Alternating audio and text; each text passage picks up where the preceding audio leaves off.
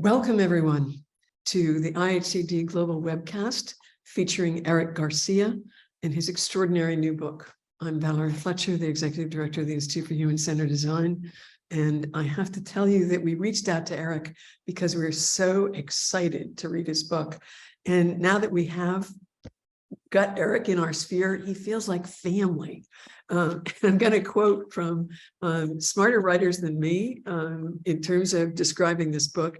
The first comment about it that I just loved, which I think you should all take to heart, that this is an immensely clarifying book. And I'll credit Zachary Carter for that, a New York Times bestselling author. And the other string of words that I think is an apt description of why you need to read this book and buy it for people for Christmas is that it is characterized by heart, insight, and wit. It is no small thing that Eric is a very effective and experienced journalist. He writes like a journalist. This is a quick and very well written read. So we are delighted to have Eric, who will be joined after his initial presentation by a small panel with Kate Ryan and Paloma Fernandez, also people with lived experience of autism. So without further ado, I'm going to turn the floor over to our new bold friend, Eric Mendez. Eric, please take the floor. I think you mean Eric. I just gave you a new name. Sorry. Jess Mendez, our Director of Communication, is joining us today, along with our wonderful producer, PJ Moynihan. And I've just changed Eric Garcia to Eric Mendez. Sorry, Eric. No problem. It is. What a way to get started, right? Give you a whole new name. Yes. Thank you, Valerie. Thank you for everybody here at IHCD. I am really grateful that we were able to do this. And I want to begin by starting about, I want to start, I should say, by talking about why I wrote this book, why I started writing this book.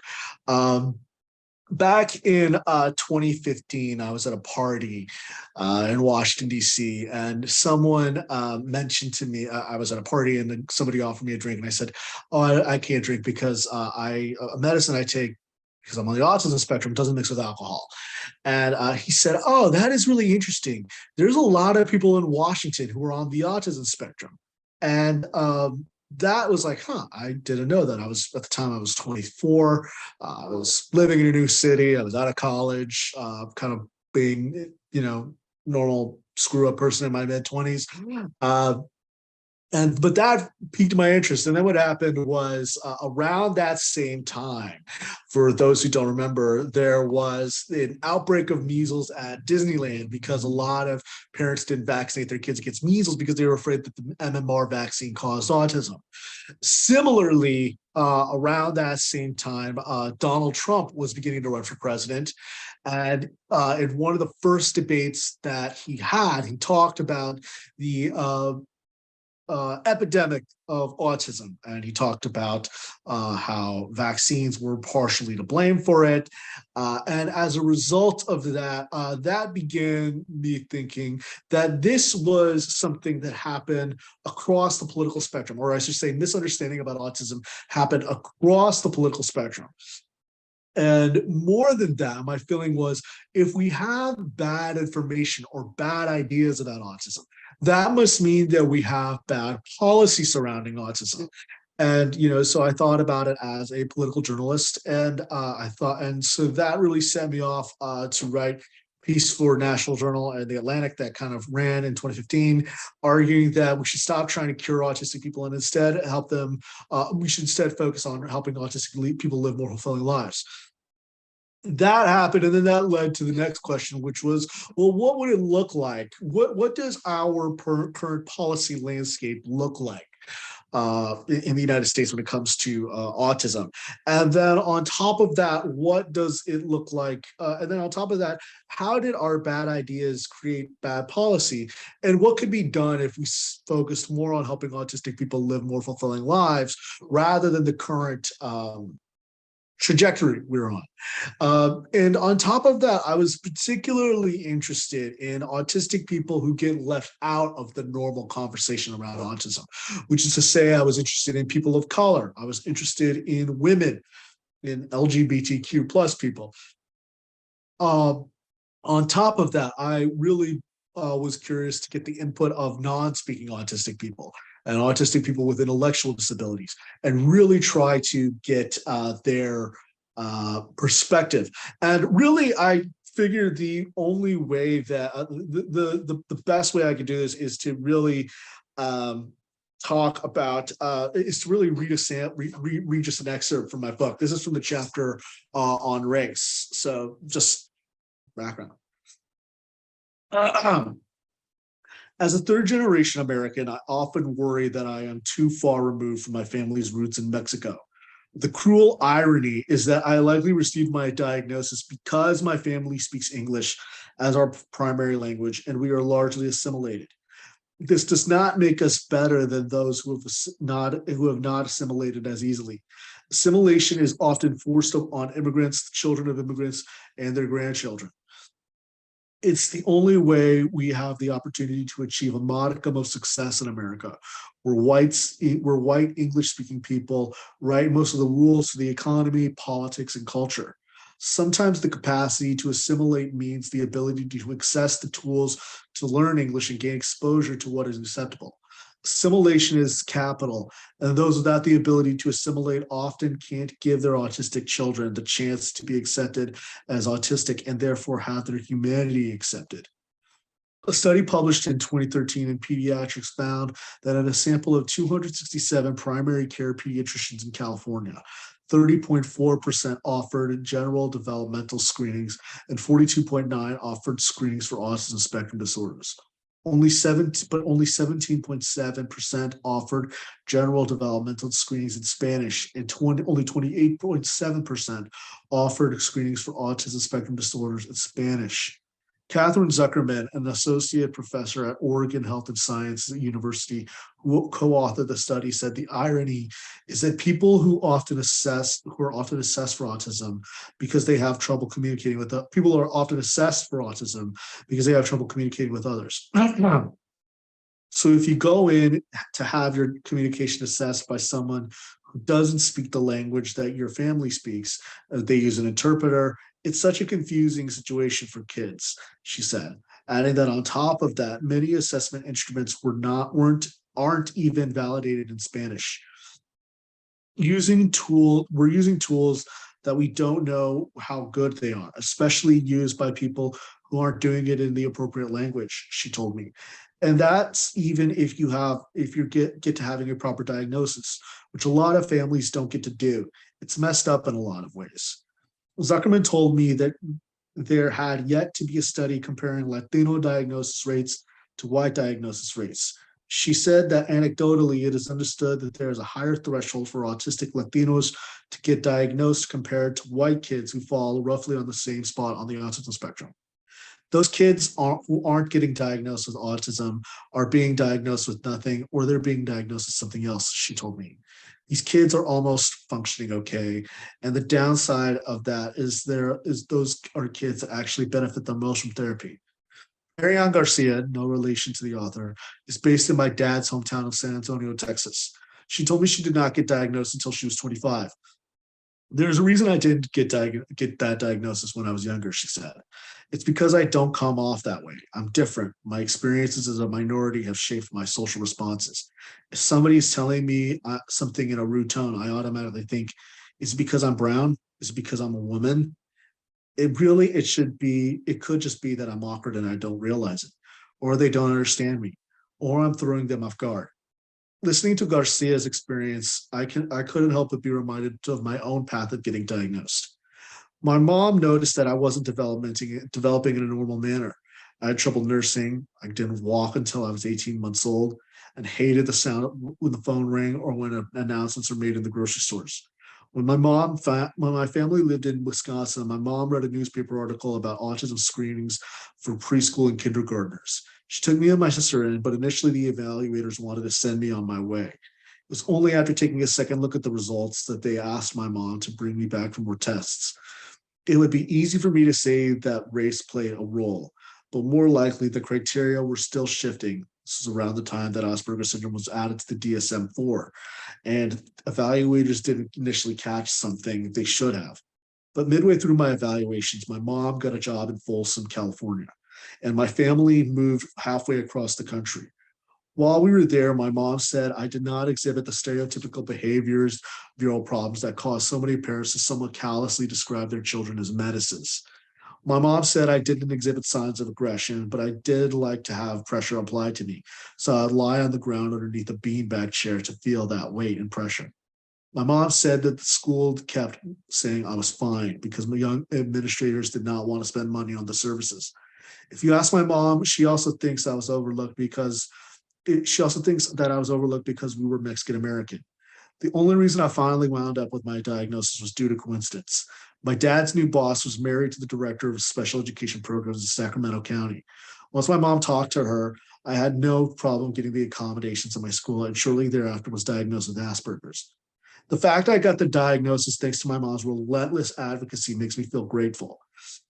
But it also makes me shudder because I know that far too many autistic people don't have the same chances I did.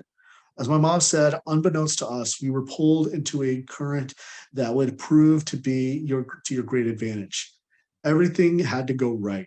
My mom reading about the screenings in the newspaper, to the evaluators being willing to take a second look, to my mom getting a director of the autism of the system on our side.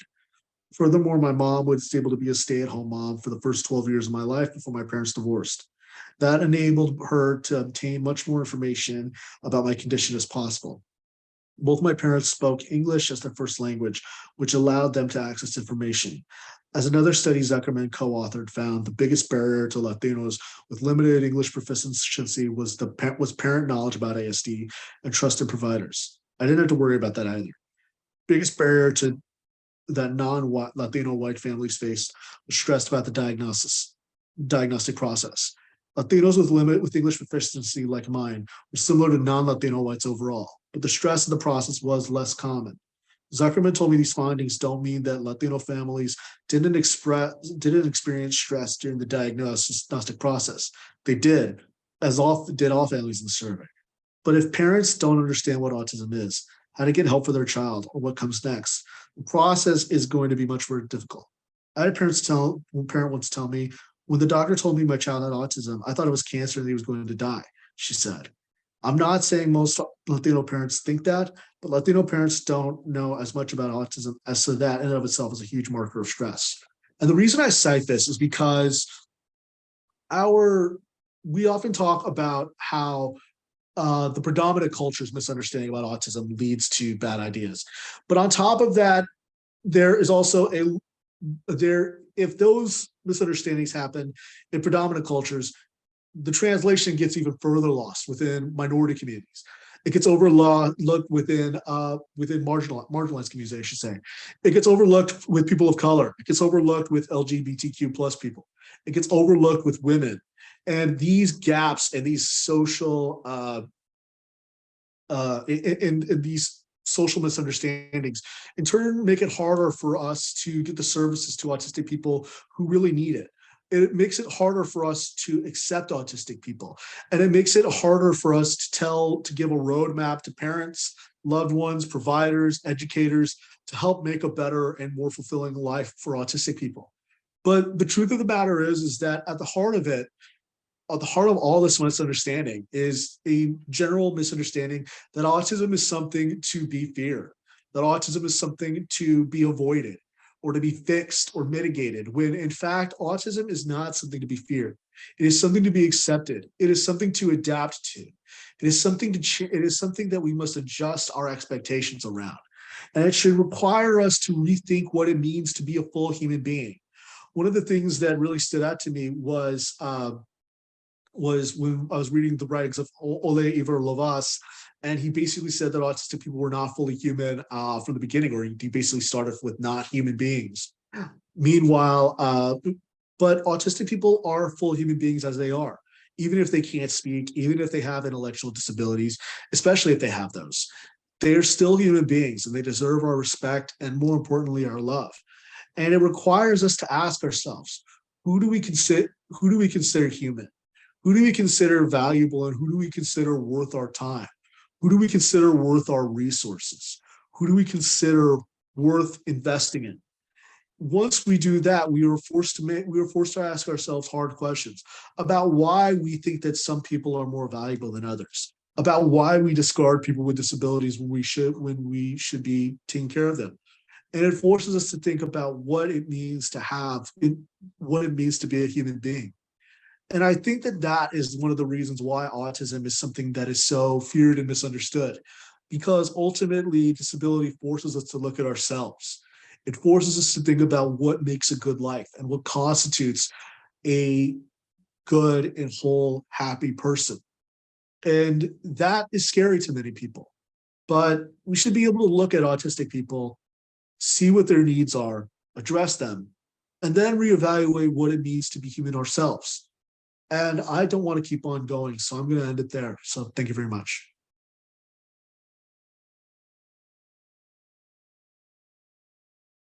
Eric, you're going to keep on going, but you're going to keep on going in dialogue with our panelists. Yes. Yes, exactly. Yeah. You're definitely not off the hook, but thank you Yeah. very much for getting us started. And if I could take a minute to have Paloma and Kate introduce themselves. We sent out their short bios, but I'd like them to be able to describe themselves personally. Kate, you come first in the alphabet. We'll let you go first. Hi, I'm Kate Ryan. I was late diagnosed in the fact that the doctors didn't come up with an Asperger's diagnosis until I was 25. But when I was 5 months old, my mother started taking me to the doctor and saying, I've had 2 other kids. This kid is weird. There's something up. And the doctors, they told her off and they said, you're being ridiculous. And in high school, when she actually sought a diagnosis, one of the so-called best school systems in the state told her this would have been 1999 or 2000, that only boys had Asperger's syndrome, which indicates how late and how bad the educational system is, although I do believe it has improved since then. I am a writer, and I used to do a lot more advocacy pre-pandemic. And like many autistic people, I deal with a lot of health challenges, which is a whole other thing that hopefully we'll go a bit more into, but we're in the best state, in my opinion, but it's shared by many in the country, for autistic people and developmentally disabled people. I am white. I have so much privilege. It is coming out of my ears. And my mother is an older, white, very educated woman. And so I know that I'm getting the best, and it's still like, Yeah. Thank you, Kate. And Paloma, please introduce yourself to the audience. Hello, my name is Paloma Fernandez. I have ADHD and dyslexia, so I'm neurodiverse. I'm Cape Verdean, and I grew up around the world, so I was even more, complicated as far as ADHD and all that stuff. It wasn't even spoken about. I was diagnosed as an adult, maybe in my 30s, and I was like, oh, that makes sense. That makes a lot of sense. And it took me another 2-3 years to speak to my parents about it. Because they were like, oh, what else is wrong with you? Because it's culturally, it's just another thing. I struggle with a lot of health issues as well. They always go back to, oh, you're just hyper focusing on this, or it's in your head, or whatever it is. I'm like, no, something's going on. I speak 6 languages from traveling around. Yeah. And I think that's part of the issue with diagnosis of certain things, is because I did everything very early on. I walked and talked and did everything at 7 months old. So I was just an anomaly, and that's pretty much it. That's all I know. I have a nonprofit organization called United Communities, which is to help people, period. And everyone wants me to identify people that I want to help. And I said, I want to help humans, the humans. So I try to give back. I work within the school, and I see so many kids with disabilities or different thinking abilities and that don't speak the language. And there's so much so much has been done, but so much still needs to be done because it's blamed on language instead of ability, and then it's the parents don't know, and then it's a lot. And thank you for having me. I hope I covered everything. Thank you, Paloma. I think we're going to begin, and I'm cheating here, organizing the questions around what Eric has already smartly organized in his book. So we're going to start with policy. And I think one of the things that is worthy of just, again, borrowing from Eric is that the baseline understanding of autism has shifted pretty dramatically. And that notion of a broad spectrum that contains multiple variations is where we are right now. And I think we'll talk about this more and unpack it a little during our conversation. But thank you, Eric. You've given us so many things, so many ways to express the issues that are clear and quite different than what one normally sees. One of the things you introduce is in the beginning talking about policy.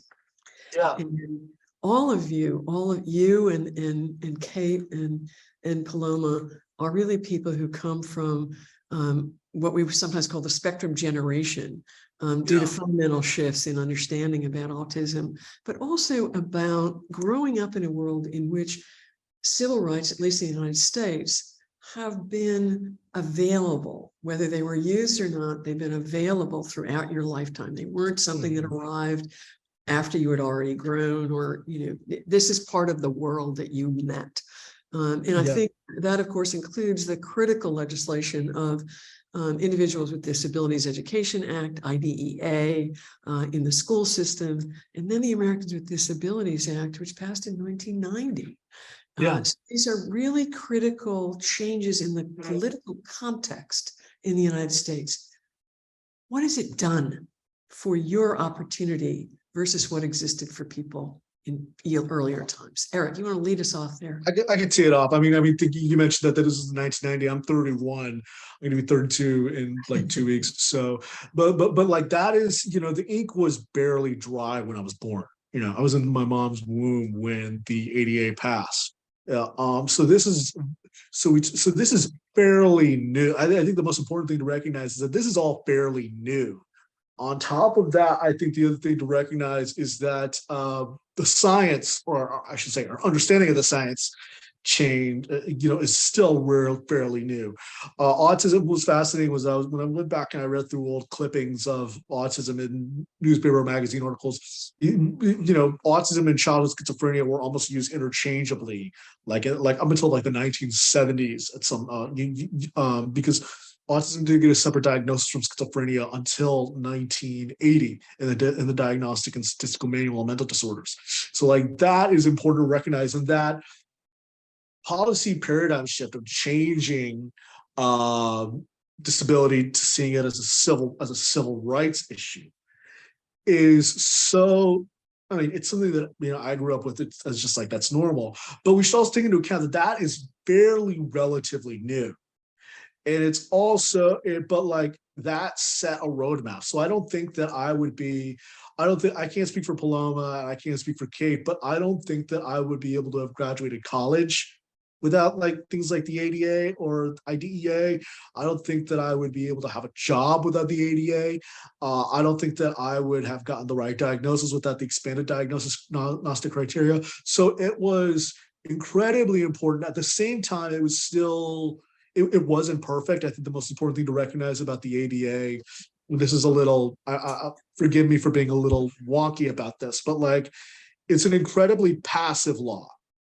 And what that means is that like the only way to get Republicans to support it, because President Bush signed it, was you had to make it so that there wasn't like an ADA enforcement agency. It's not like the Office of Civil Rights for the Justice Department. It's not like like other labor discrimination or other or other things. It's like it is very, the person with disability has to file the lawsuit in order to get their rights established. Same with IDEA. So it's never been fully funded. So I think that it shaped the way that we both live and how we view civil rights in this country, at least for my generation. I can't speak. Paloma, Kate, you probably agree or disagree with me. So go ahead. Yeah, I think, Eric, that there's a huge difference in just, we're about 7 to 8 years apart. I'm almost 39. And I didn't know any disabled adults when I was growing up. Right. And in the same way, I knew of queer adults, and I knew that that teacher was gay, but it was whispered about. I didn't know any gay adults living happy, successful lives. So I honestly assumed that at some point I would grow up and I would grow out of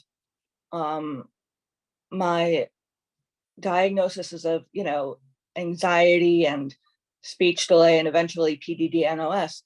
I assumed that I would grow up and the disabilities would fade away, or they would develop a medicine to treat me right, and that I would become attracted to men and live in a house with a husband and kids, because that's what everyone I knew did when they grew up.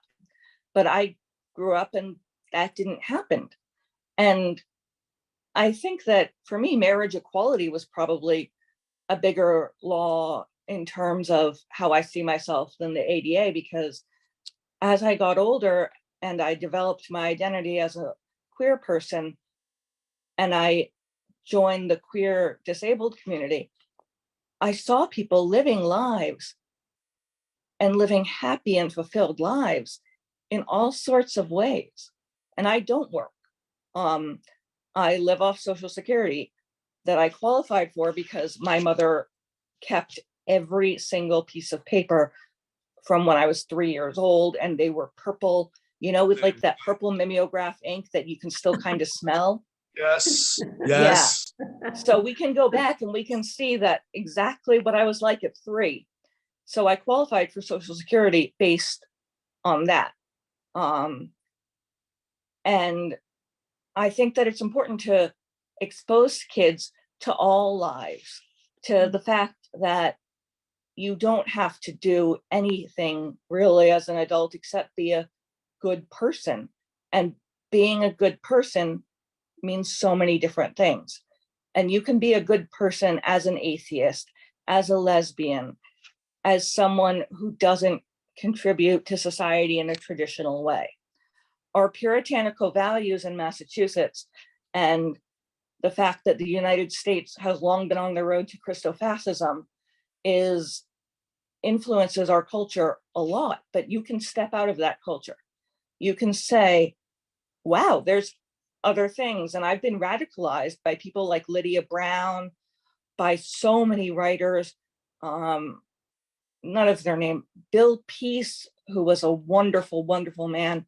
The disability community themselves, it's my friends, it's allies, it's those people who have shown me that I can live a good life and it doesn't have to look like what anybody says it does.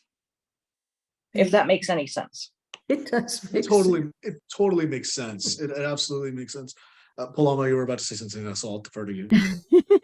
No, I was just saying my experience is a little different because, everybody's experience is different, but I have ADHD and I don't have autism, but it's still, it's a neurodiversity and I struggle and I have the anxiety. I have like the seasonal depression, the project, whatever they labeled me with, and with ADA, I had to fight for that. Like I am on disability, but I had to fight and I was denied over and over again because I wasn't disabled enough or whatever it is. So, but they make it so, in my experience, they make it so you fail. Plus with executive functioning and not getting much help on applying for it, okay, I almost gave up a few times. So they definitely don't make it ADA like not complying, but like accessible to apply for Social Security. They make it even more complicated. Like the wording, it's definitely not for the people that need it. um, And I unfortunately didn't go to graduates. I mean, I got a bachelor's, but then, and I was diagnosed after my bachelor's. Um, I wanted to go to get my master's, but somebody said something that was discouraging. And they're like, oh, they must be getting difficult. And so you must just not be as smart as you thought. And that was it for my master's. And I haven't gone back. I actually know more about myself through my own kids now because they both have ADHD and different needs. And I've learned, as a parent, I've learned so much more just to be able to help them. And I'm like, oh, they're actually helping me. You both kind of highlighted something. To add something, you both kind of highlighted two very interesting things to me that I noticed was like when I was writing this book, I didn't really know, up until then, up until I started writing about autism, I didn't know many disabled people, or that just wasn't my sphere. I mostly hung out with neurotypical people, and I mostly hung out, but Kate, to your point about meeting other autistic people, I think that was incredibly influential, and it was very formative because I think that like it showed me that there was I think that like when you are new to any community, you're always like, oh, I don't know all the shibboleths and I don't know all the in talk, or I don't know all those things, but like you learn there are multiple different ways to be autistic, and you learn there are multiple different ways to be happy. And that was one fascinating thing when I went to a retreat, an all autism retreat in Michigan at one point when I was writing my book. It was really fascinating to realize, to like kind of have your shoulders relax and be really kind of like at ease and normal. Like I was like, oh, I don't have to like mask. That's like taking off like a weighted jacket, and like you Oh, can, what I can move more free. what year were Kate? you at Autry? I was there in 2019. I was there in 2018, so Yeah. we missed each I other. spent the entire time utterly convinced I was going to unkosherize everywhere Yeah, and obsessing over that. yeah. But yeah, And then like Paloma, you said something really interesting, which is like learning from your children. I think there's this very there's a lot of anxiety around people with disability having sex and having children. I'm just gonna say it. But I think, and then there's, that goes kind of to eugenics, and it goes kind of to fear of fear of people with disability reproducing. But and there's also this fear that they're not going to be good parents. But I think one of the things that I've learned from meeting autistic parents of multiple types is that actually helps them be better parents to their autistic kids, and helps them understand their children more than they otherwise would. Because like I understand, because like a lot of times my friends who are neurotypical, and like a lot of people think that I'm anti-parent. I'm not anti-parent, like but I get that rap sometimes. But like a lot of them, they ask for advice. But like one of the things that I've noticed is that like my friends who are neurodivergent and who are parents, they have a better synchronicity with their children in a way that I don't think neurotypical parents do. that's backed up by research that came out in the Yes. past year showing that autistic people, we don't have trouble with social skills or with reading the body language of other autistic people. It's only No. with non-autistic people that we have the problems. So even Yeah. though Eric and I may, for all I know, have totally different beliefs, and there are some autistic people who I think have abhorrent beliefs for whatever reason, but I still understand where they are coming from. Yeah. Yeah, I think it's great. I mean, my husband's neurotypical, and sometimes me and my kids start a conversation and there's really nothing said and we totally get it. And my husband's like, "What the heck just happened?" I'm like, "Just don't worry about it. We got it." And it's hilarious, and we'll just start laughing. Just It's go great. with it. Just Just just go with ride it. it. Just go. He's like, "I'm gonna walk away." And Um, it's great. It's great to connect with the kids that way because we do definitely understand each other. One of yes. my favorite moments of my entire life was years ago on a panel made up of about half autistic self-advocates and half other people. Something was said and all the autistic people laughed and nobody else did. And the Yeah. sense of community and of triumph I felt then It was belonging like I had never experienced. It was amazing. Yeah, I think every autistic person and every neurodivergent person has that moment where we're like, oh, yeah, there's other people like me. Hell yeah. And to the point, like John Marble, who's lovely and who I adore, who I keep on trying to convince him to write a book because he has just such an amazing history. He was the one who told me, he said this, and to Kate's point, like being autistic is a lot like being French, which is to say, and he likes to say that like it's like a fashion designer in Paris is going to be very different from a Catholic nun in Bordeaux, who is different from a farmer just outside the Champagne region. But if they were to have dinner, they would have this esprit de corps and this mutual understanding of being French. And I think that is very much, because that's not to say that I get along with every autistic person. There's some autistic people who don't like me, and there's some autistic people I do not like. But and who we just don't vibe with. But I was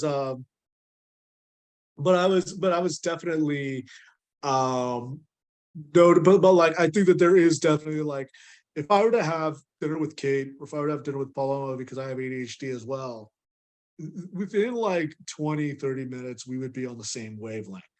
And I think that is incredibly important. And I attribute it, I compare it often to like going, so like I say, I'm third generation American. And I know I'm talking too much, but like like my plan is next year to go to Mexico, to where my family came from. I've never been to Mexico but my life. And like I imagine it would be a very surrealistic experience because I didn't grow up there. But like, and I feel like whenever you meet other people like that, it's almost like going to your home country, even if you don't know all the language. There is a kinship and a connection. I think that's very similar. Yeah, there are some concepts which I never understood until I bring it up to another autistic or disabled person and they explain it to me. At Autreat in 2019, a fellow autistic finally explained transubstantiation to me in a way that I understood. And I had been asking people about this for a long time and offending my grandmother a lot. But it took another autistic, and the fact that I currently have a disabled therapist means that they get me and are able to explain things. No question. So before we move on, the next topic, again, based on your structure of the book, Eric, is going to be education. But before I do that, just before we leave policy, I just want to interject that one of the realities that is very important to IHCD is that the ADA made an enormous difference to our country and to people with disabilities. However, it is a seldom discussed fact that people of color, Black, Indigenous, brown, yellow, have not participated in the civil rights of ADA in an equitable way. And it's going to take a long time to address that, but we got to start by owning that fact. So just a point that's really if I can interject a little bit, like a little bit into the history of it, like one of the interesting things about it is even the way that we view the ADA and the shapers of the ADA, when you would ask like the normal political junkie historian, like who they think of when they think of the ADA and the architects of it, they think of Bob Dole, they think of Ted Kennedy, they think of Orrin Hatch, they think of Lowell Weicker, I think of Tony Coelho sometimes, but that's not to take away from any of those people. But one of the other people who was incredibly influential was Major Owens, who was a Black congressman from New York, who befriended Justin Dart, who was this cowboy disabled guy from Texas, who used a wheelchair, and they kind of created and they struck up this kind of weird but beautiful friendship. But it's interesting how Major Owens, when we talk about the participation of people with disabilities, even our understanding of people with disability, like the people who shaped disability rights, often excludes people of color who did shape the ADA. In the same respect, we forget that the Black Panther movement, the Black Panther Party helped with the 504 sit-ins. The Gay Men's Butterfly Brigade helped with the 504 sit-ins in San Francisco in the 1970s. So even who we consider disabled heroes or people who shape disability policy often gets erased. So that's, I mean, so that's always a really interesting aspect. So, that's a little history tangent. No, good one. Thank you, Eric. So on education, and you've sort of pointed to education because all of you have had really interesting and in many ways troubling experiences in getting diagnosed and getting the supports you need. Let's talk a little bit about the tailored supports for people with autism as an alternative to traditional disability services. And Eric, you talk about that in the book, and I think there's some models out there. Can you start the conversation, and then we'd love to hear it from Kate and Paloma. Yeah, I mean, I think that what was interesting is that I don't think that those models really existed when I was a student. They're starting to grow now, like, because I graduated in like 2014, or at least I should say, I don't want to say they didn't exist, at least they weren't popularized when I was a student. I think it would be daft for me to say that they didn't exist, but they weren't popularized or they weren't available to me. I think that one of the things that stood out to me was, incidentally, I went back to my alma mater last month, the University of North Carolina. And what was interesting is that I was giving a speech about this, about accessible education. And these donors who started the accessible education program at my university, they had a daughter with a learning disability. And it was very much seen as, like, I remember they said, like, at one point, like, you could only get accommodations after you failed a class twice. Like, A, think about what that does to someone's self-esteem to flunk a class twice. But B, think about the amount of money that's wasted, the amount of time that's wasted, the amount of allocation of resources that's wasted just by flunking a class twice and then getting some accommodations. So take that. So take that into account. But I think that one of the things that's difficult, and somebody mentioned this in the chat, I think a reason why it's so hard to get accommodations for people with disabilities, just in my estimation, from what I've noticed, is there is almost this belief that if you go to university, you must not be that disabled. There's this belief that, like the idea of a disabled person going to a university, those two concepts are almost mutually seen by many as mutually exclusive.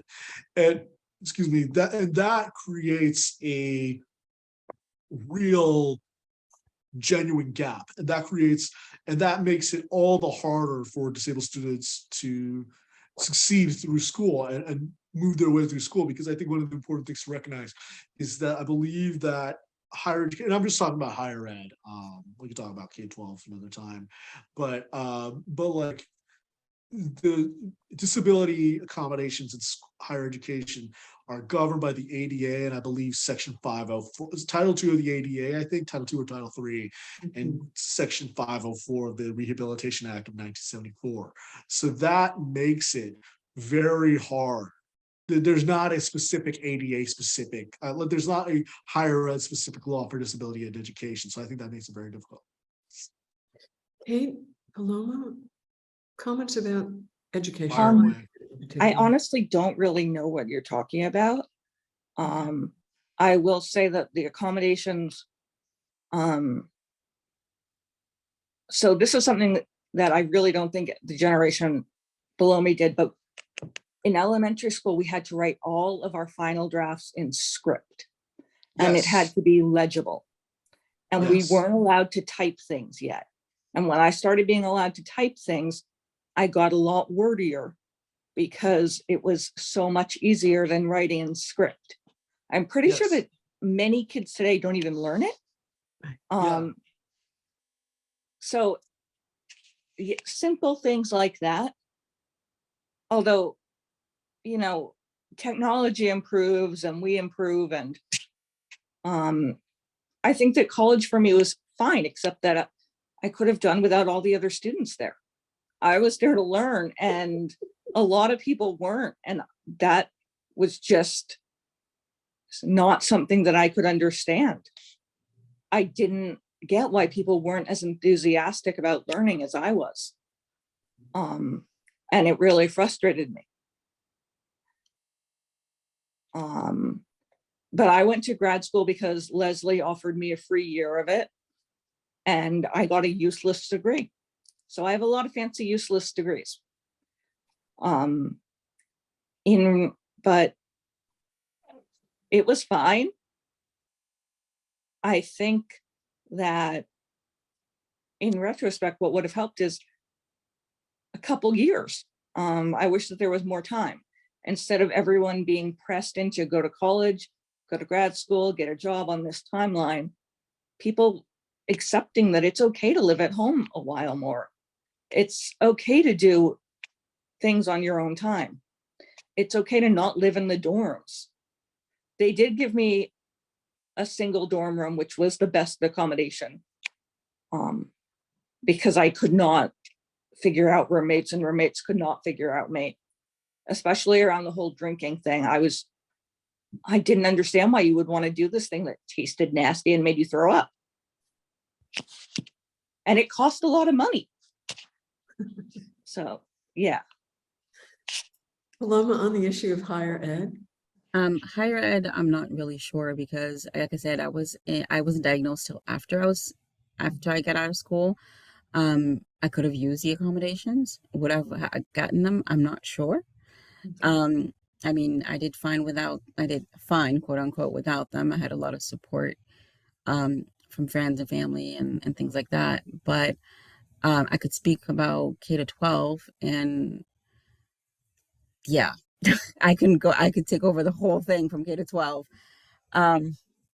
It's tough because I mean, I'm speaking about my kids and the kids that I know across Massachusetts.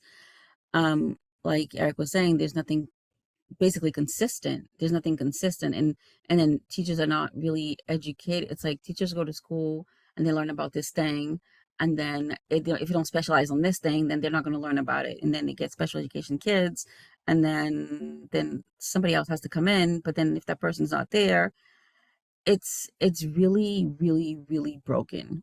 It's getting better. It's much, much better than before, much better, but it's really broken. And we need to do better when it comes to that, because I actually work schools. I help with the immigrant community since I speak the languages, and since I can navigate certain things. It was a survival skill that I had to learn.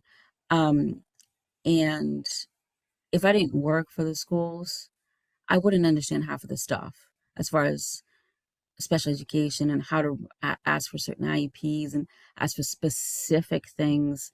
And my kids wouldn't, not out of maliciousness, it's because they know it's lack of information, correct information. It's completely lack of correct information and what to do with it, that either teachers don't understand it or don't know it, or there's not enough time. And again, this is across Massachusetts. And I've heard like horror stories from my cousins that need the special education, and they're like, oh no, they took me off since I got into high school because they said I didn't need it anymore.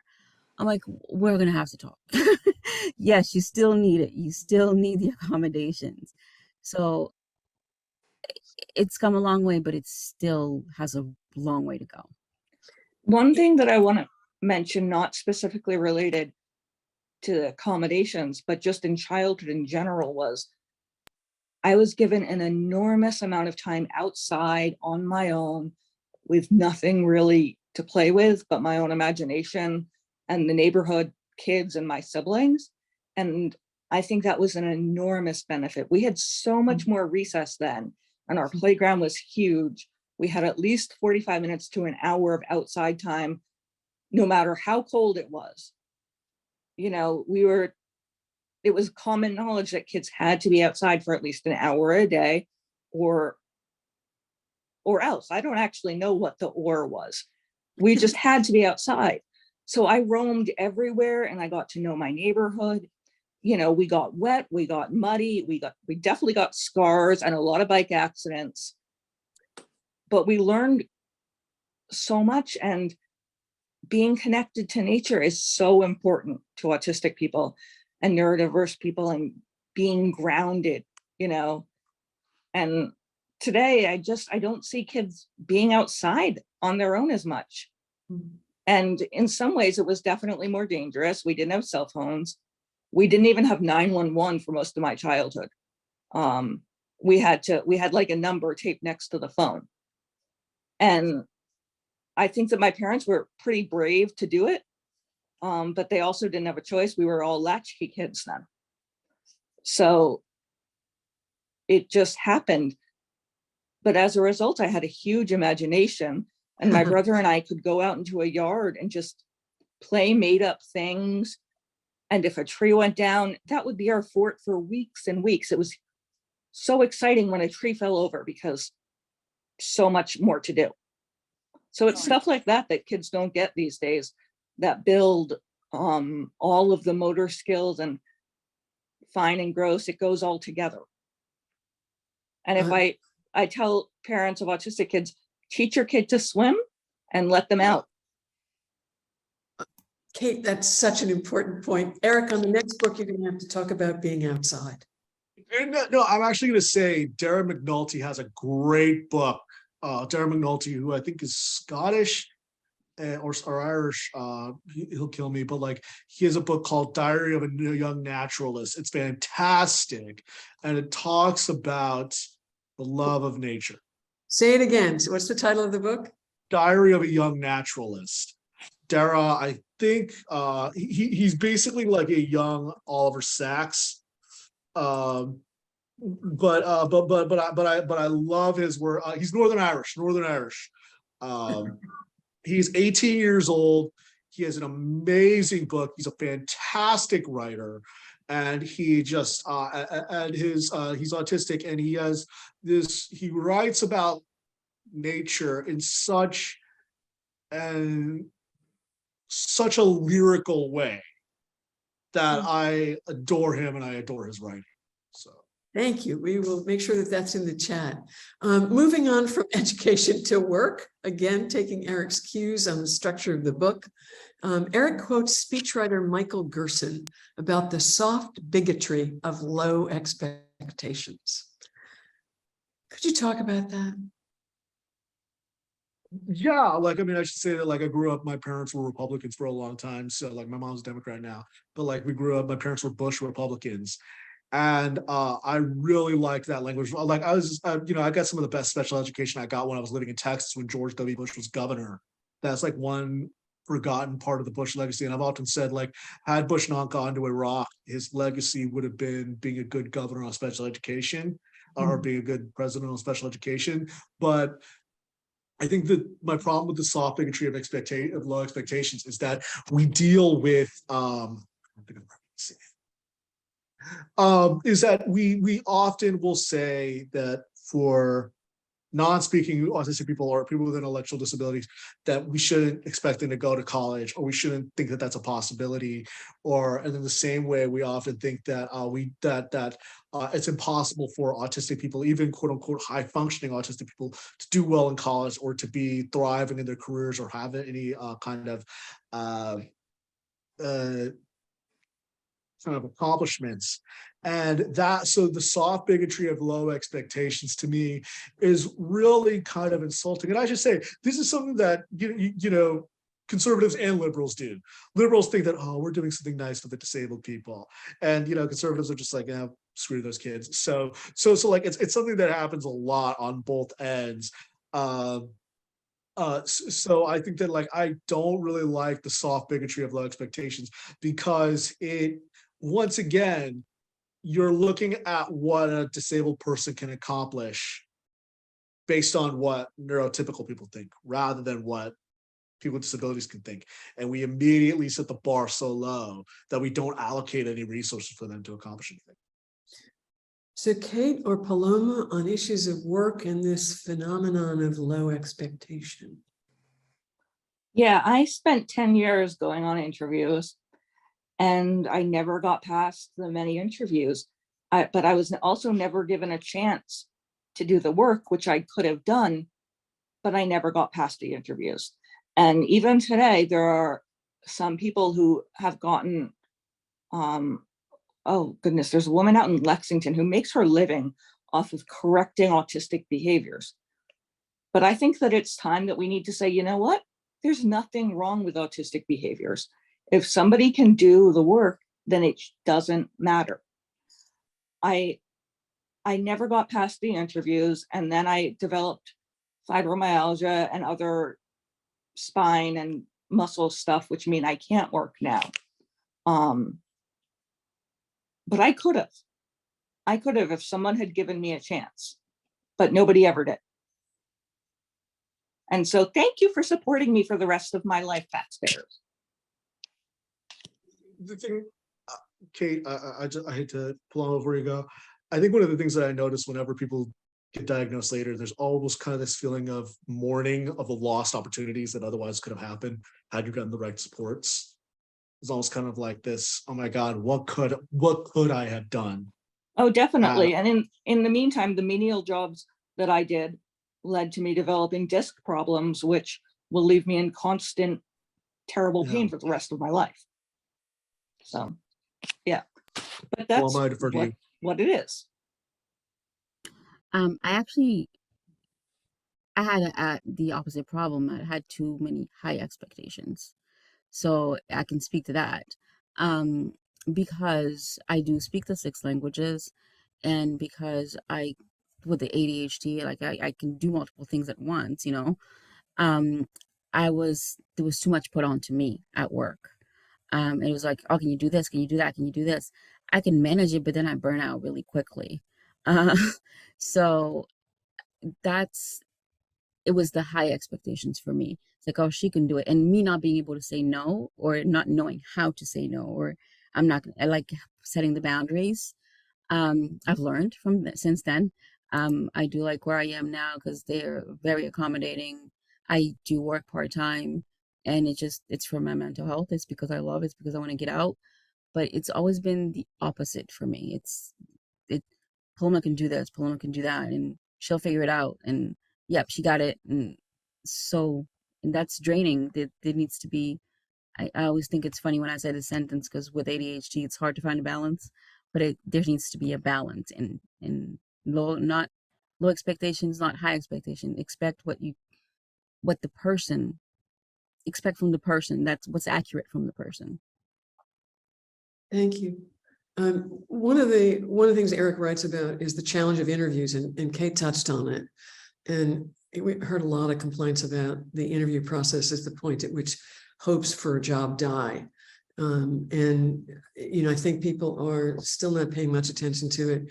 Recently dealt with a young woman in Europe who was an extraordinary technology expert, and she talked about how she would get through 3 interviews, and on the last interview they would explain to her that she was not a good fit with their culture. I think that's one of the really scary ways that people get kicked out of opportunities. Eric, you're the one who wrote about this initially, that the interview process is a particular nightmare of the reality of work. Speak to that a little bit. How do we change that? Yeah, absolutely. I mean, I'll never forget when I was interviewing for one of my first jobs. I think it was my second job in Washington, D.C. And I remember one time it was for an interview, and I'd done my homework the night before about this one particular boss. And he says, "I've heard a lot of good things about you." And he's like, "What have you heard about me?" And I remember thinking, "Oh, I've heard that he's kind of hard charging." So like I remember almost kind of freezing up, and I remember thinking, I said something that was really throwaway. I think I said like, I know that I hear that you expect a lot out of your employees, but you expect a lot out of yourself, and that's why you're a good journalist. But like it was one of those moments that was so deeply uncomfortable. And I don't think I made eye contact with him when I answered that question. But like there are so many different things, there are so many complications with that. That if you don't fit, that if you don't fit what people think makes a good employee, then you immediately flunk out. And I mean, I think that job interviews are such a terrible barometer for what someone can do in their job. They don't show what kind of work ethic you have. They don't show what kind of attitude you have. They don't show what kind of approach you would have, or whether you would be a good colleague, because you're basically impersonating someone. So I don't like the idea of like job interviews being the be all end all of whether somebody can have get a job. And I think that's why you've seen a lot of neurodiversity employee hiring programs. But I'm someone who believes that we should get rid of job interviews for everybody, because I'm sure that not a lot of neurotypical people like them as well. Yeah, Eric, what you said about making people uncomfortable is so true. Autistic people, because our mannerisms are different, and because many of us have non-smiling faces and we don't unconsciously mimic other people's facial expressions, we make people uncomfortable, but they can't articulate this. They don't know exactly what it is about us making them uncomfortable.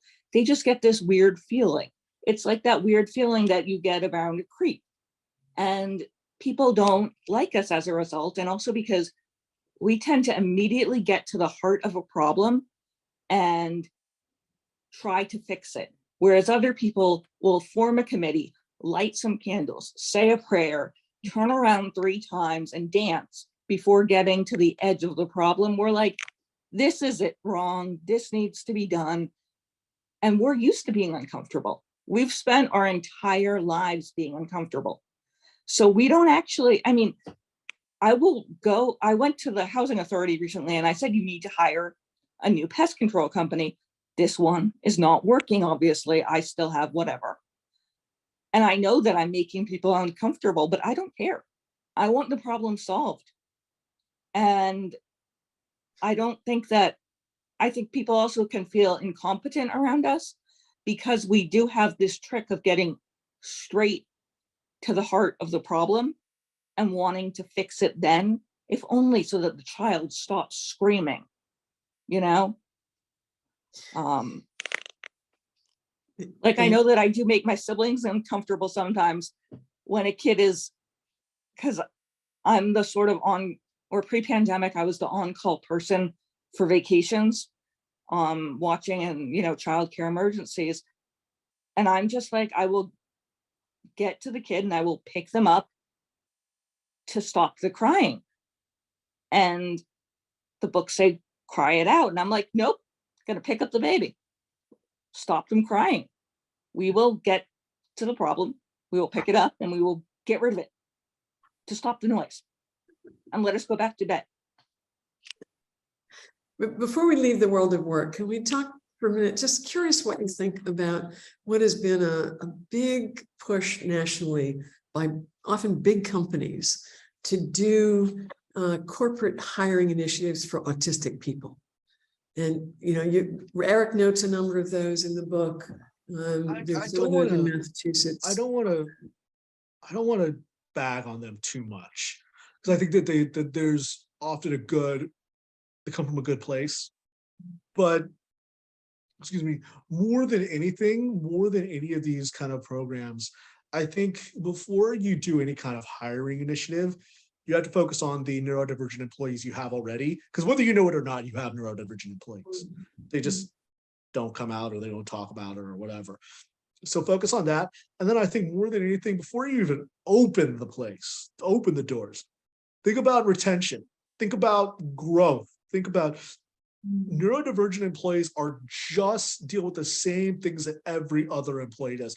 They don't want to just be in the same place for the rest of their career. They want to grow. They want to, move up. They want to have new opportunities, just like any other employee. So before you start any of these programs, and again, I'm not as negative on them as some other people are. I think that they can be good, and they can be, and some companies like Microsoft are fantastic about this. Because they don't just hire people in tech, they hire people in management, they hire people in finance, they hire people even in sanitation, they hire people who trim the hedges, and they hire people who are the front desk, and they hire people not just as well as in the tech and the finance and everything like that. Like they on every tier of it. Like before, more than anything, just focus on build, like focus on retention more than anything, because eventually, if you don't, then people are gonna crash and burn. Thanks. One last question before we leave work, and it's kind of always a big question, is disclosure. And, overwhelmingly, people with disabilities do not disclose in the workplace, and those in the most senior positions are the least likely to disclose. What do you think about this disclosure question? That's nobody's business but their own, I think. But I think that think about, one of the things that I thought about a lot when Me Too first happened is I thought to myself, because a lot of my friends who were sexually assaulted came out and talked about it. I remember thinking to myself, God, I've known some of these people I've known for like 10 years. I was like, why didn't they feel comfortable coming out to me and talking about being sexually assaulted, or being sexually abused? And I think the same question you should ask yourself is, why don't your employees feel comfortable talking about that they're neurodivergent? What is it about the workplace that makes them unwilling to disclose? I think that's the most important question about it. Like, more than whether they should disclose or not disclose, it's like, why are they afraid of disclosing? Kate, Paloma? Um, Oh, sorry, go ahead. no, you go ahead. I disclose to everybody whether they want to hear it or not. That's who I am. That's how, if you want to deal with me, then you're going to have to know how to deal with me. Like, I can't work at a school and then they say there's 8 different types of learning and just not accept my learning. This is how I learn. You want me to understand I'm neurodivergent, I'm visually a learner, I'm a kinesthetic learner. This is how I work. If they're uncomfortable, that is not my problem because I am who I am. And I don't have the ADHD. I am neurodiverse. That's who I am. Yeah, I see it as it's 2022 and people in Massachusetts, this is not true of everywhere in the country, have protections for being LGBTQIA, and we should also have protections for being disabled. It's the same thing. I should be able to mention my autism, mention my gayness, mention the queer community. No big deal at all. But at the same time, I would like to abolish capitalism because it clearly isn't working. So at this point, I'm fed up with corporate doublespeak, and I don't have any faith in corporations anymore. But I disclose, in all areas of my life because it tells people why they feel off around me. And I think that helps. And if it doesn't help, I want to know right away that they don't like me. If you're going to think I'm going to hell because I'm gay, I want to know that so that I can have nothing to do with you. And if you're going to think that I'm a lesser person for being autistic, I want to know that. And if you're racist, I want to know that too, so that I can discredit you everywhere and make sure that you go down. We're going to move on to the next topic that Eric has covered, which is housing. And I think the number one topic that I think Eric really, really reveals in his writing has to do with talking about a balance of support and living the life you choose. To state it very basically, and I think Eric has really picked this apart, and it's a really important topic of conversation. Kate, you've pointed to it a couple of times in the other things you've talked about. Eric? Kate, you have the floor. I'll defer to you on this one. Yeah, I have experience in many types of housing. Currently, I live in public housing, which is in the city of Medford. And I found out that it is actually considered an archetype and some of the best in the state. And our director goes around telling other housing authorities how to run it. And I'm like, really? I'm so sorry for everyone because housing is so messed up. But Massachusetts has by far, again, I'm very loyal to my state. We have services that I won't get anywhere else. I qualify for help through the Department of Developmental Disabilities. I get really good health care that is all covered between Mass Health and Medicaid. Well, Mass Health is Medicaid. Between Mass Health and Medicare, public transportation is abundant as long as you don't mind taking a swim every now and then. Okay, some people get that. Um, yeah, and so I'm willing to do it, but it's very, very messed up. Unless you have inherited wealth, there's no way that you'll ever buy a house. Um, we need so many more options, and we need new ideas and new people. Um, I don't want to live in supported living because I want my own kitchen. And same reason I hated living with roommates, which I did for 5 years. And I love living by myself so much, but I wouldn't necessarily recommend it during a pandemic. Thanks, Kate. Loma, Eric? Yeah, so I mean, I think the most important thing to recognize is that I think I'm trying to think of the right way to say this. I think that when we think of independent living, like Centers for Independent Living, we tend to think that the Platonic ideal is living by oneself without any supports, or when really I think, and I understand that impulse specifically because of the horrors of institutional living and nursing homes over the. I mean, all these types of congregate settings where people died and were abused and things like that. But I think to me, the Platonic ideal shouldn't be whether you can live on your own or things like that. It should be whether you can make your own decisions. And for some people, that might mean living with their family or their loved ones, or living with roommates. For some people, it might mean living on their own. For some people, it might mean living with their parents. For some people, it might mean having a support person. But the ultimate question that it boils down to is, can you make your own decisions?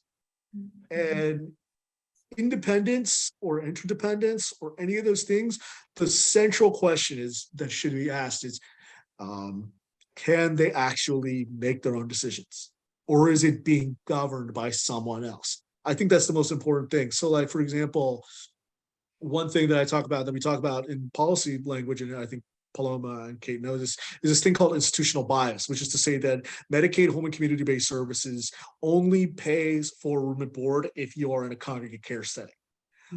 It doesn't pay for room and board if you are living on your own. And that lends to more people living in institutions. It's changed over the years. Last week, we lost Lois Curtis, who was the person behind Olmsted v. LCV Olmsted, really kind of one of the pioneers of that. Of independent living, but that is still a problem. And the other part of it is that independent living is still chronically underfunded.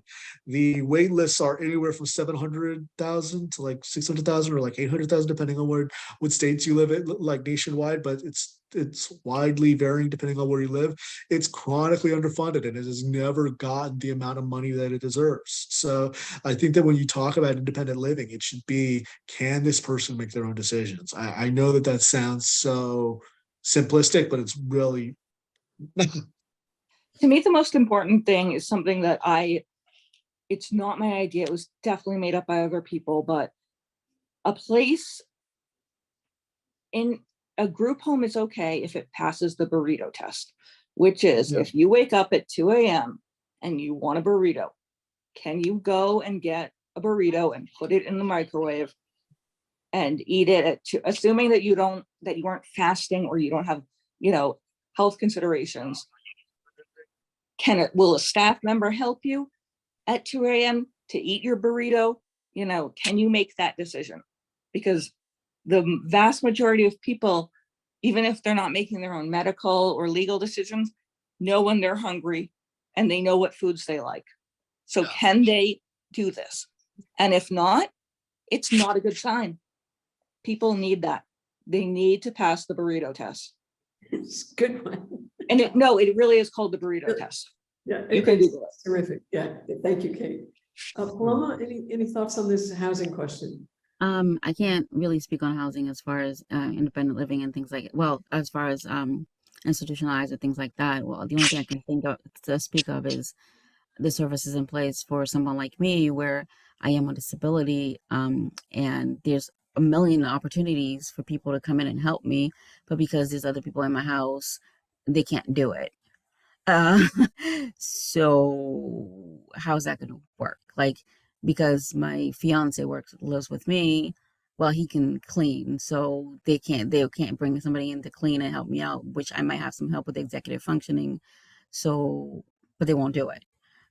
So it's not it's so much as the services that are offered. So even for someone that's neurodiverse and has the Mass Health and Medicaid and stuff like that, those services are in place, but you've got to fit this narrow little tiny box to get those services. If you don't, then you know what, then that's it. But that's the only thing I can speak of as far as housing. It's an important reminder.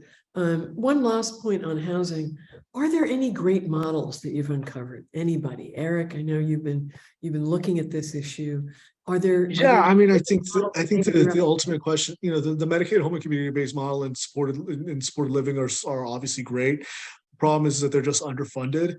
You see, you know, to Kate's point that like Massachusetts has some of the best resources. That is actually true, but the bar is so low, it's underwater. So, you know, so that's great for Massachusetts, and like other states should learn from like what Massachusetts is doing, but also Massachusetts is a baseline. It's not the it's not the bar, it's a baseline, and then it should be built up upon that. I think one of the interesting things, the fascinating thing to me that stood out was when I looked at home and community-based services and Medicaid waivers, that the people who benefited the most were middle class and upper middle class families, because people with disabilities are already on Medicaid, so they already get services through that, and they already get home and community services. Some people may say, oh, well, then that's a giveaway to the rich.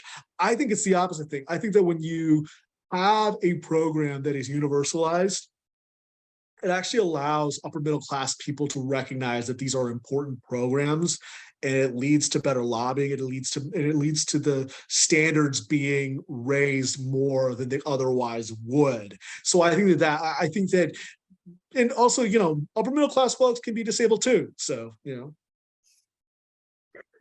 We're going to move on to the next topic in Eric's book, which is healthcare. And one of the things I just want to begin with is a new study that was undertaken by an extraordinary physician with a disability, Dr. Lisa Iazzoni, that involved 3 focus groups with practicing physicians, asking them questions about treating people with disabilities. And you may have seen the media coverage of this. It was featured in an article in Health Affairs in October. But what those focus groups revealed was shocking to a number of people. It is not shocking to those of us who live in a world in which many people experience disability. But they found out in these focus groups that physicians were quite overt about talking about their lack of training on treating people with disabilities, and that they weren't very interested in providing that care. What do we do with this? How do we change this pretty frightening pattern? And it's gotten a lot of visibility. It's a great moment to say, you know, this is the way you do this. This is a place that's doing it right, whatever. But I think it's just an important part of where we are in healthcare. We have failed people with disabilities. No news, but nonetheless, something that's getting public attention in a way it hasn't before. Sorry, Kate, go ahead. Go floor. No, yeah. So this is sort of a situation where we're building the plane as we are flying it. And unfortunately, people are falling out of the plane and dying because what we really need is universal health care. But since we don't, as a person who needs quite a lot of health care, I am doing whatever I can to make people understand things. I've developed systems to use with myself and in hospitals over the years. And I've also developed knowledge of things like there's a law in Massachusetts that if you have a disability, it was put in place in the early months of the pandemic. If you have a disability, you can have someone with you at all times to help advocate. So when I had surgery, a pretty big back surgery this summer, my mother, the first day when they said, oh, visiting hours are this and this, she said, nope, Not for me. I can be here 24/7. If she was a lot more polite than this. She is so much more polite than I am. Okay. We knew the law and we educated everyone, because oddly enough, when they list diagnoses in a hospital setting, they're alphabetical. So what comes up and what people see first is autism, which is really kind of hilarious when I'm there for something else. Like, by the way, how's your autism? It's still there, but have a broken whatever. So I try and use the privilege that I have to educate.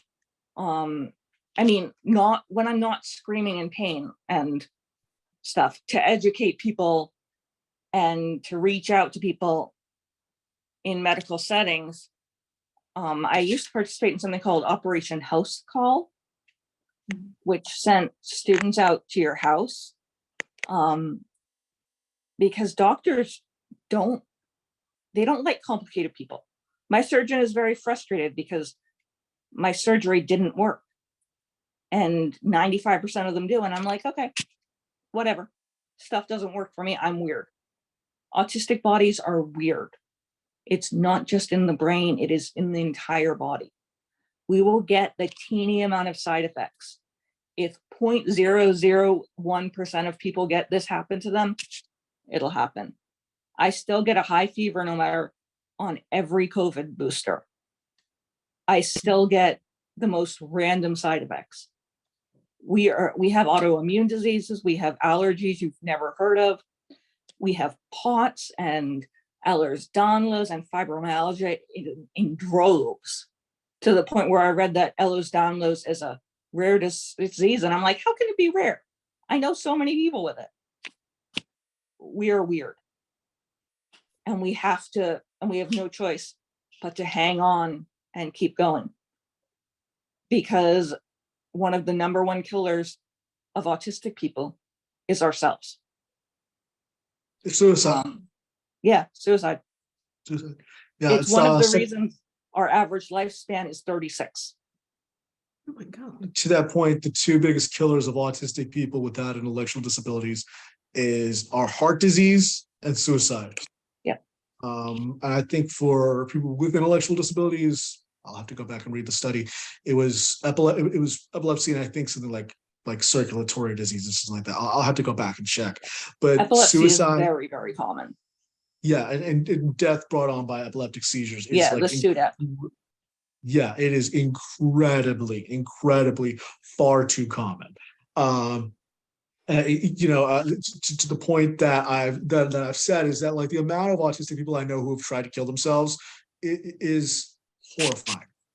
And to the point about health biases in the like biases in the healthcare system, every person with a disability I know, and every autistic person I know who's gone into a hospital has a health story that will make it go, I don't know how much I can curse in here, Valerie, but it'll make it go, what the fuck? And at least one story, if not multiple stories. And it will radicalize you. The problem ultimately is that oftentimes, to Kate's point, physicians will chalk up any health complications to the autism rather than what's the thing that we need to treat that needs to be fixed and addressed, and how do we adapt and adjust accordingly. This is why I think it's so important to have disabled doctors. It is so important to have disabled nurses. Anytime I see somebody on Twitter who's a person with disability who's getting an MD or a nursing degree, I'm like, hell yeah, we need more of those. It is incredibly disturbing how much people with disabilities, particularly neurodivergent people, navigate a healthcare system that doesn't work for them. And by the way, can we just say, is there a worse place for a neurodivergent person than an emergency department with the lights and the sounds and the people running around and the high stress, the announcements? Oh my God, So like, to say nothing, somebody mentioned the paperwork in there. Let's forget the paperwork for a second. Like the paperwork is a whole other thing. I had surgery on my ACL, and one of the interesting things about it, there was a study that showed that autistic people are nervous about answering the phone. That was a big part of it, was just calling someone when I tore my ACL and getting all of that. Like, and then on top of the paperwork, and being on top of the paperwork and the bills and all that, it's a nightmare. Yeah. And oh yeah, and our reactions to anesthesia, oh my gosh, we do not like anesthesia. It should be like, nobody has a very good experience with it, except for the really light kind at the dentist. That's often fine.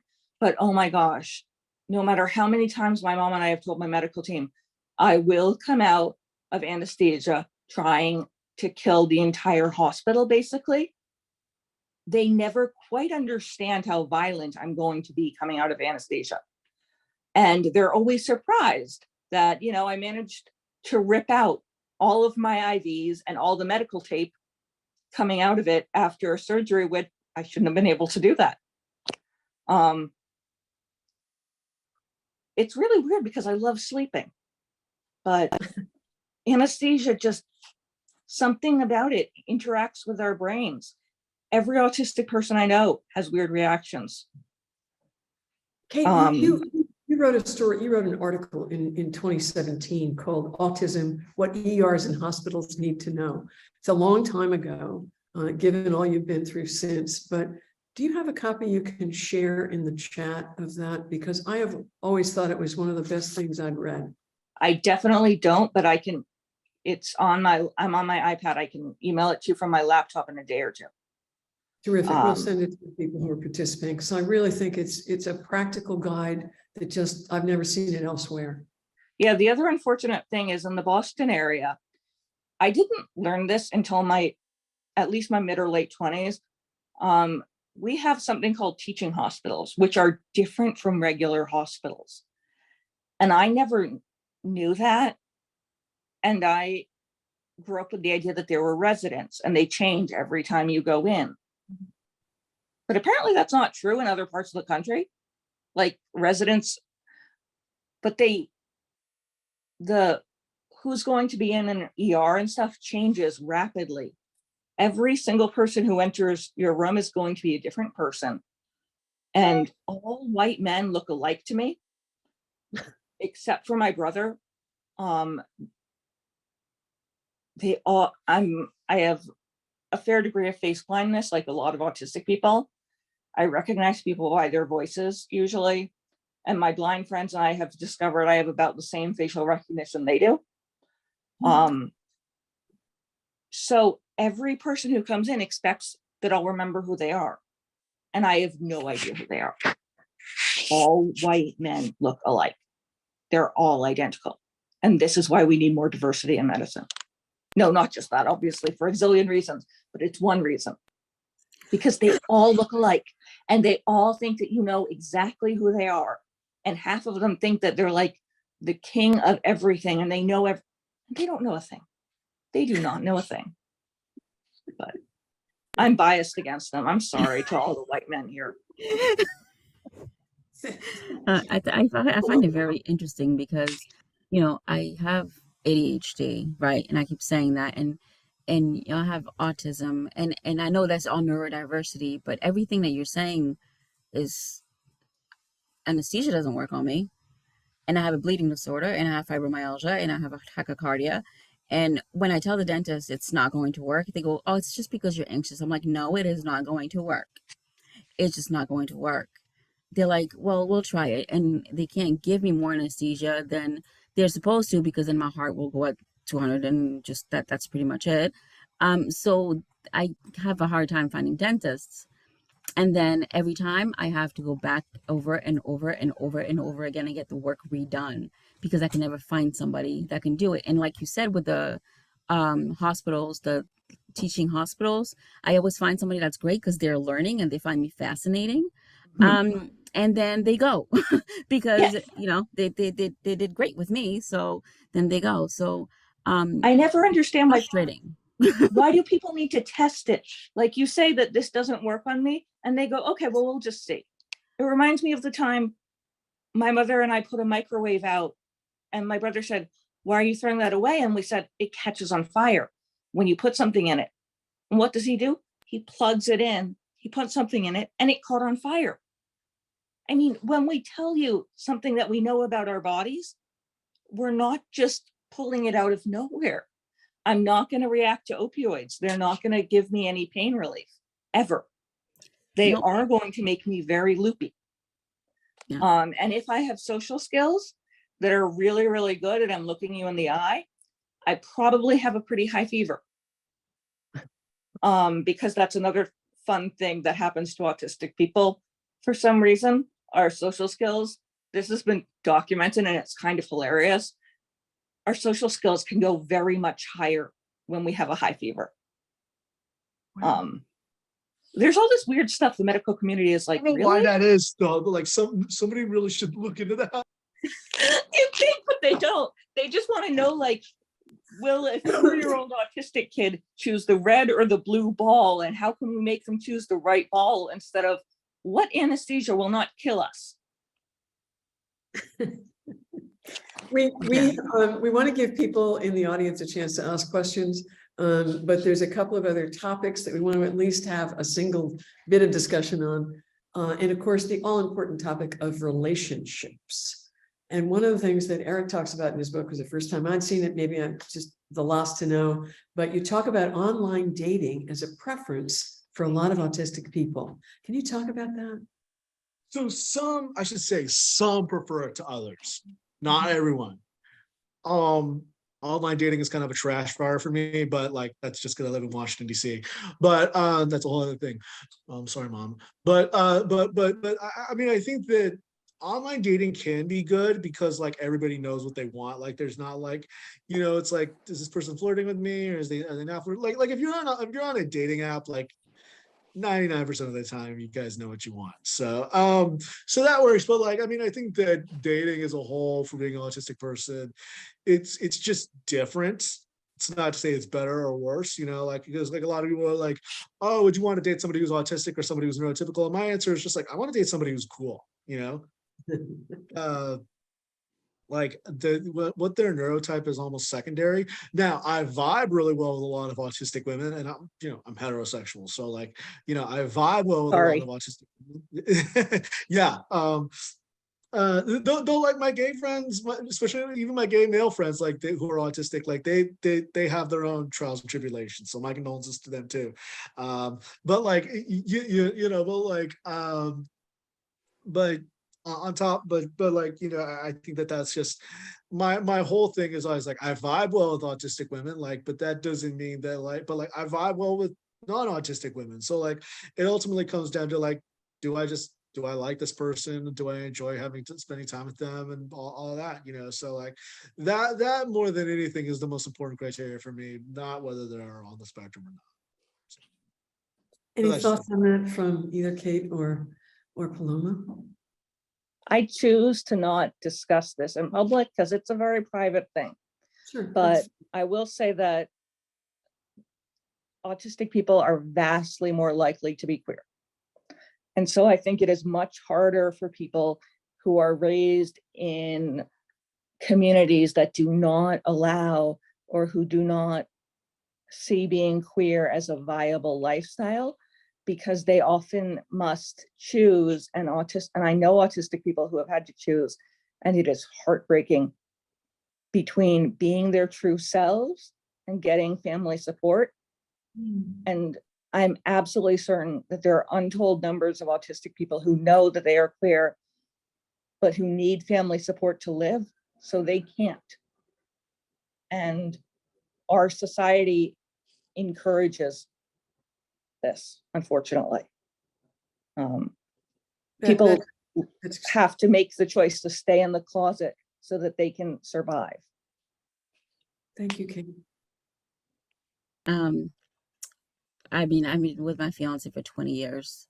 It's been a lot of work. I'm lucky. He's lucky that our basis of relationship was we're friends first, and we came to an agreement where let's always be honest. So if you don't like the way I look, just say it. That's fine. It's okay. And so on. And we've had a lot of trials and tribulations. We still do. It's because I'm neurodivergent.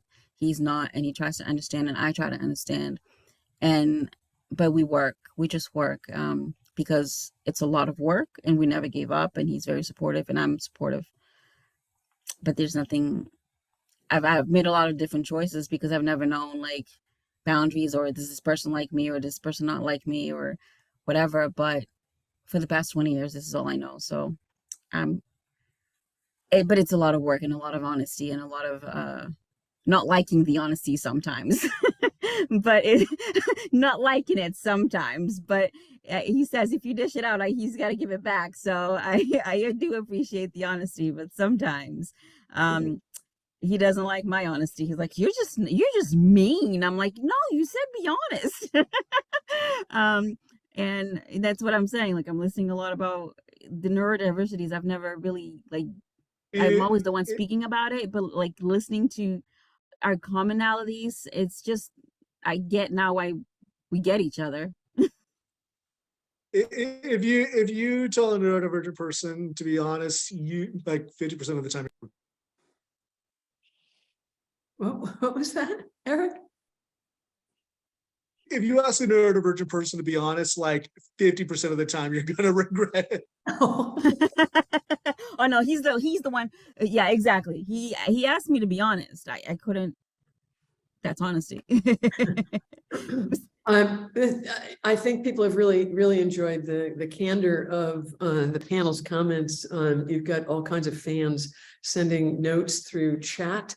But we did promise that we would give people in the audience a chance to ask you all questions. And I want to I don't think there's a lot of questions in the chat, but Jess Mendez, who's our terrific Director of Communications at IHCD, will pick up those questions. Jess, are you ready? Can you also introduce yourself for a sec there?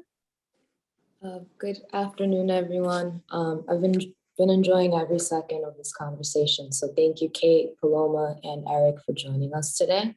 I joined IHCD at the beginning of the summer, kind of helping bring a wider range of participants to the conversation. And yeah, I'm very grateful that today's webcast is, to me, a success. Jumping into audience questions, the first one was submitted anonymously. It reads, often people will disclose a disability to get reasonable accommodations at work. What are some common accommodations that benefit people on the spectrum in the workplace? Good question. I think the most common one that I've noticed is just like a sensory friendly environment, the ability to work with that. Like I work with headphones most of the time when I'm other ones are being able to work in a without too much light, or being able to have a place where they can do things quietly, mostly just like in a sensory friendly environment. That was actually like the pandemic sucked for a lot of reasons, and I wouldn't change anything for for it, but I would change anything for us not to have gone through COVID. But like in a lot of ways, like it did help me to build my own adaptable environment that I otherwise wouldn't have for working. So I think that's one. But I think that's one of the most common ones. But also like the most important thing is to just ask.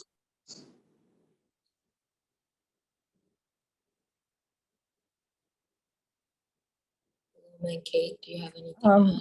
In the US, I would say, luckily, if you're in any other country, this probably doesn't apply, but I would say that your health insurance should be really good, because a lot of us have a lot of medical stuff, and you should make it simple. The benefits we get, the benefits that my family members get is ridiculous. Like 2 weeks of vacation a year. But again, I don't work in I don't do anything. So, I do a lot of stuff, but yeah. Just know that if you hire an autistic person and it's the right fit, we will stay there for a very, very long time. But on the other hand, if you do something unethical, I've gotten fired from volunteer jobs because I was insistent about fire regulations, or the fact that I was pretty sure there was a brothel next door and I thought they should report it. And I didn't understand why they weren't, and I still don't. So, yeah. Do you mind repeating the question for me, please? Of course. 1 second. Often people will disclose a disability to get reasonable accommodations at work.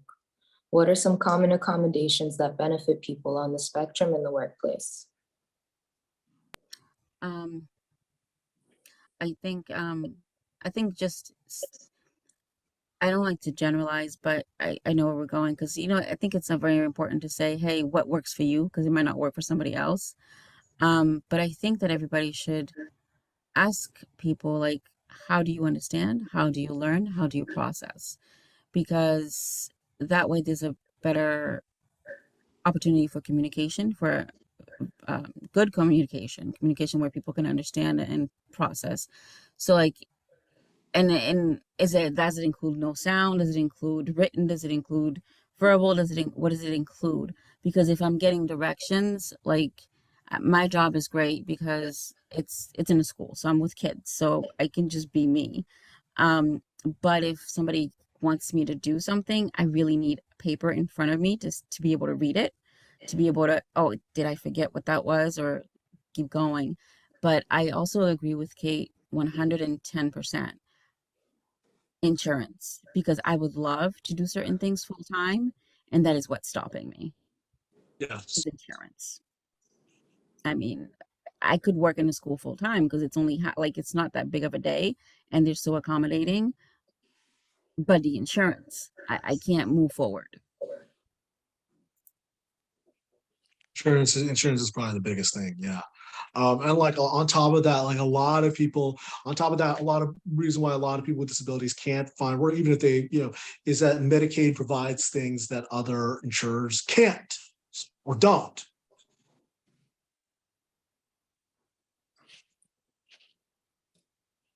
Okay. Stacy's question is recommendations for small kids on the spectrum. Ooh, I love small kids on the spectrum. They're my favorite. No, they really Same. are. They're great. Expose them to autistic adults and ask our advice, because we will be able to pinpoint the fact that there's this bathroom fan that is whirring that you don't know about, or that you have this clock Yes. in your living room, and it's ticking, and that's why your kid is having a meltdown. We're really good at deciphering the causes of meltdowns Yes. because we have really good memories, and most of us can remember being a toddler on. And it's really weird because a lot of neurotypical people only start remembering things when they're 3 or 4, and consistently we remember stuff earlier. Yes. Because we can, almost every autistic person I know remembers being in a high chair and being in diapers. And that's when you were really little. So ask us. We want so much. We want this question from parents. We really, really do. And also teach them to swim, because they're gonna like water most likely, and they're gonna be attracted to water, and they need to learn how to swim. And honestly, over 90% of women with developmental disabilities are sexually assaulted or harassed in their lifetime. Don't leave your autistic kid. And I'm going to be harsh here, and I'm going to say something a lot of people won't say. Don't leave them with a male caregiver. Do not leave your child with a male caregiver. It's just too damn dangerous to me. Unless you know them and you've known them for years and years and years, especially if your kid was identified female at birth, do not leave them with a male caregiver. Wholeheartedly agree. It's just safer. Or if you do, set up cameras, a lot of cameras, because autistic kids are taught not to say no. And we are not taught, we are taught to accept people's, and it goes even when every single bone in your body is screaming, or every nerve rather, not to touch someone, we are forced to hug that person. Yeah, ABA don't- leads directly to sexual abuse of minors. I'm going to say it. So just be careful. Don't Yeah, let your be kids end up. careful. Do not let your kids end up like me. Let them be better. Everything that Kate said, I agree with. Especially the male caregiver thing. The thing I would say, again, introducing autistic kids to autistic adults is incredibly important. And the thing about it is that a lot of autistic adults are like Kate and myself. Like we love the youngins. And I think that in a lot of ways we actually love when parents ask us, because it means that we hear you trying to do your best. Like I say, like 90% of like parents really want to do the right thing by their kids. Even if they get it wrong, they're trying really hard.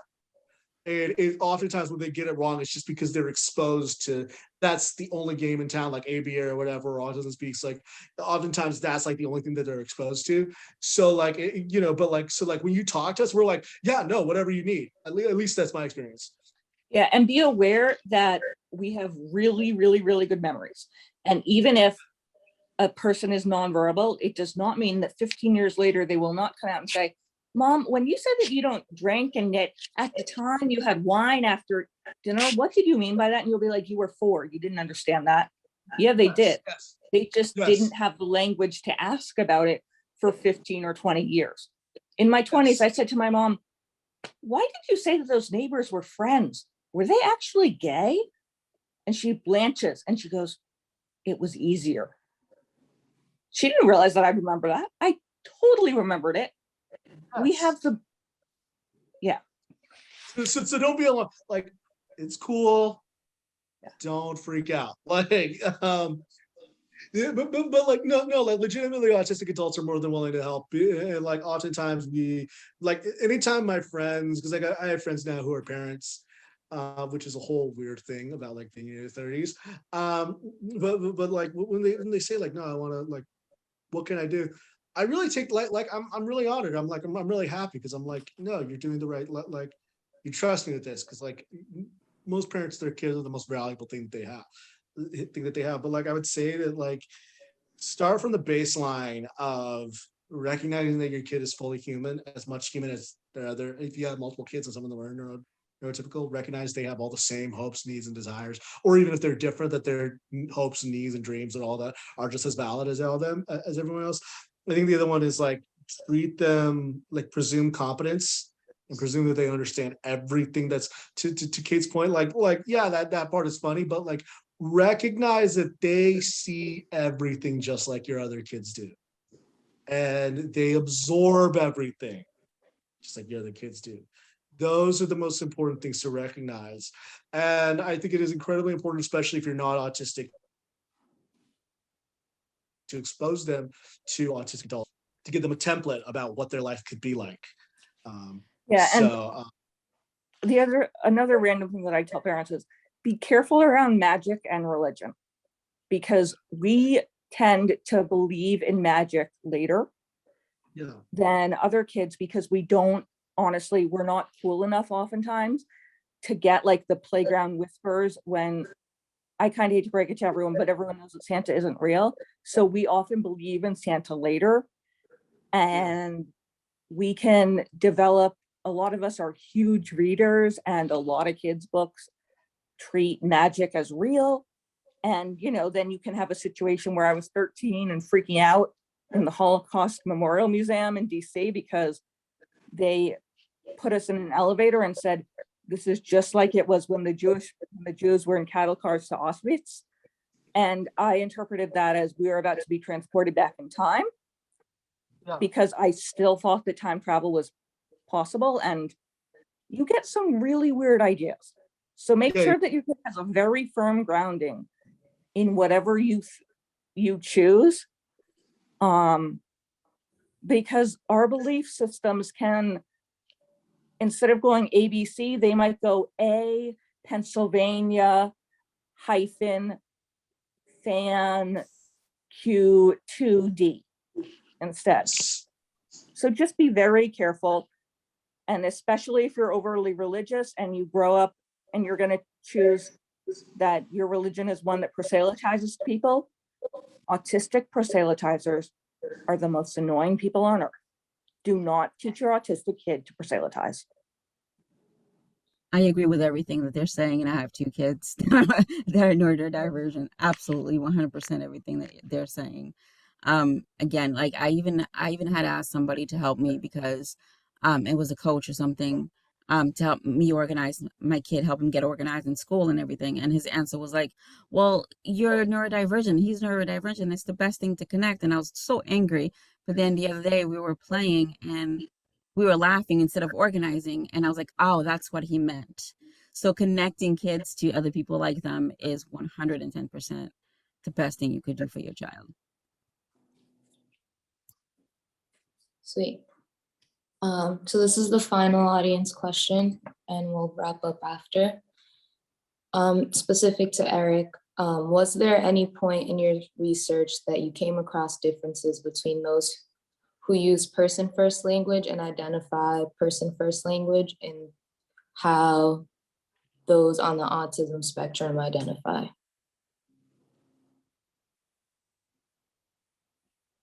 Oh, Eric, you're on mute.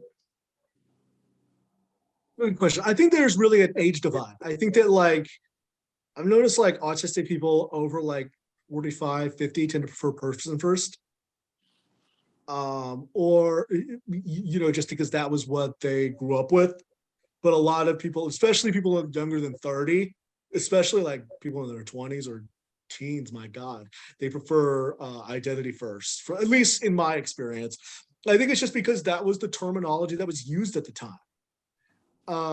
I think a lot of younger autistic people see this as an inextricable part of who they are. And that's not to say that older people with autism don't. You see what I'm doing there? I'm trying to be respectful. It's just that like that was what they were exposed to. And, you know, you kind of have to respect that a little bit. They're not using it in a pejorative sense. They're just using it because that's how they see it and that's how they grew up saying it, you know, and it's, you know, so I think that was really the kind of the divide I noticed. We want to thank everybody for an extraordinary experience this afternoon. Eric, we want everybody to buy your book.